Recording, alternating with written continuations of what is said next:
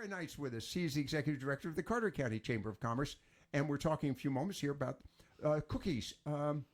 Mike said that you've described this as a massive cookie drive. Yes, been smelling them in the office all week. It's been phenomenal. All right. He gave credit to, and I appreciate that, to Connie Acero, who was a cohort here on Viewpoints for many years. Well, I should say many, about 2 or 3. She's moved now, by the way, people are wondering. She's in the Fayetteville area, living in a gated community with armed guards. I'll leave it at that. Let you figure out, and it's not at state expense either. She's she's very aware that there are people out there that are dangerous. But be that as it is, Connie came up with the idea of let's let the military personnel who are standing watch during the holidays know that they're appreciated.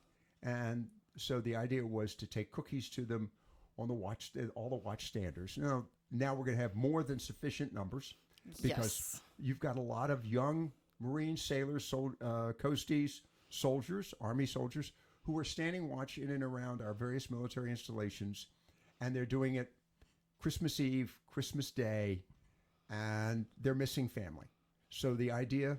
Nothing makes them feel like they're at home more than a home-baked cookie. All right. And I've now got to give credit to one Bob Upchurch, who, in spite of the fact that they by the way, they did discover a heart, I understand. Yes. They had a little procedure. Yes, he still has a heart. We're good. I didn't know he had one, but that's another story. So Bob has been working for years on this, and I understand he's going to be he's going to deliver them tomorrow? Yes, he has been deemed the cookie colonel.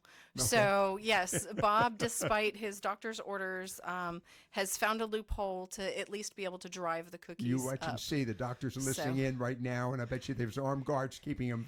But anyhow, be that as it is. Okay, what's the procedure? How are these cookies being delivered? So tomorrow morning, we are going to have our MAC members and community members come in, and we're going to bag up the cookies that haven't already been bagged.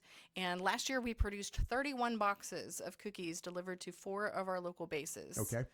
This year, like Mike said, he's been in the conference room. He made 2 deliveries today. Thank you, Swansboro Chamber.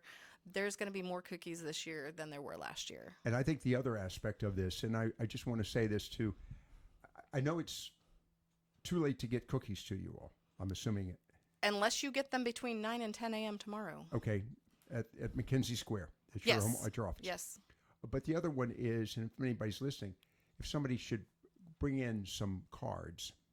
Oh, we would love homemade cards. So every box is going to get some homemade cards. You know, Mike and the Swansboro Chamber brought in a bunch from Swansboro Over 500 Elementary. I think. Yes, roughly. and then we had somebody bring in a large card today, a giant one. Wonderful. So I imagine that's going to end up at the desk of the Single Marine Program there at the Public House. So just a lot of love in cookies and cards being passed around.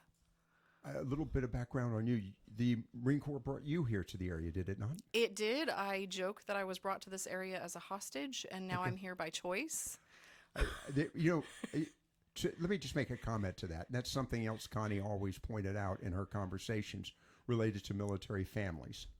And that is that the individual wearing the uniform voluntarily raised their hand, said, I will serve, et cetera, et cetera. And she would always point out, the family, on the other hand, got drafted. Yes, definitely were not issued. They were not issued. No. As a matter of fact, that was one of the requirements in the Navy. You couldn't get married unless it was issued with your sea bag. But that's another story. But the point of the matter is the families themselves are here really, as you said, kind of as a hostage. You're dragged here by your family members, the individual wearing the uniform. So I think it's an important story. And I think that it actually applies to the issue of the cookies, because we're letting those families that are not present to know that their family member, their loved one, is appreciated and is cared for. Yes, and Colonel Burks, the CO down at Cherry Point, he says it time and time again, and I've experienced myself. The community here is so supportive and so family. We have just begun. Right. Challenge accepted. More to go. More to go. But that's why so many people end up relocating here, because it feels like home. We don't do community like this everywhere in our country. Fine. I mean, if no one else wants to compete, that doesn't bother me one bit. We're doing it great. We're going to do it. That just puts us right at the top. Yes. All right. We're going to take a break and then come back because I'm going to talk to Erin about a few other items related to the Chamber of Commerce and also the economies of the region. But I say plural economies, both of the municipalities, the counties, but also Eastern North Carolina, get her observations.